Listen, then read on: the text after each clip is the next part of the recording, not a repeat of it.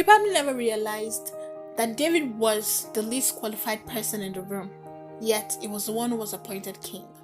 Hi, I'm Abimbola the Orator, and today I'm going to talk to us using 3 examples from the Bible to explain how our qualifications or unqualifications are absolutely useless in the hands of God. So when Samuel got into the house of Jesse, he went there with an intention to anoint somebody to become the king of Israel. And he saw the eldest son and he thought this has to be him because he's tall, he's muscular built, and he just seems to have the charisma of a king. But right before he was about to anoint him, God said, that's not the one. So Samuel looking at Jesse goes, do you have another son? And Jesse says, yes. And he brings the next person who has qualities very similar to his eldest son. But again, God says that is not him. And they walk their way all to the last son. And then Samuel is like, there has to be another son here, else in this house. Then Jesse goes, oh yes, I do have another son that tends to the sheep. Alright, then bring him, because that is the king of Israel. So you see, David walks into the house now looking so lanky and so completely feeble compared to his other brothers, looking so incapable to bear this tax ahead of him. The qualities that Samuel was looking for in a king, the qualities that Samuel was looking for in a person, was not the qualities that God was looking for. Moses. Before Moses went into exile, he was the adopted son of King Pharaoh.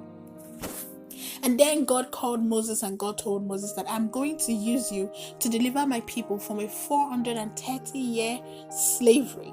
And you are going to do this by going to meet Pharaoh himself and challenging him, telling him these words, Pharaoh, let my people go.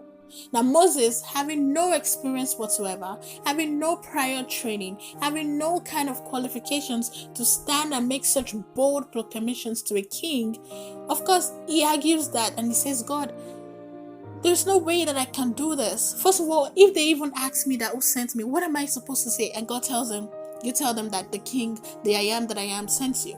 And then Moses says, oh, but God, I actually have a speech impediment. I can't talk properly. What am I supposed to do? And God says, okay, don't worry. Take your brother Aaron, that he can speak for you.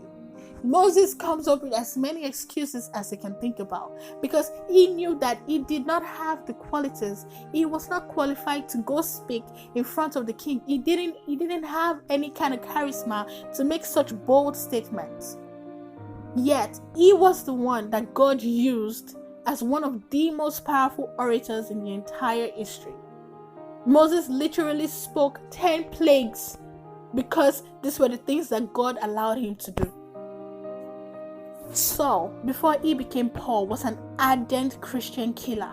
And one day on his way to Damascus, God pulls him over and God turns his life around a complete 180 degree and totally transforms him from a Christian killer to a Christian preacher.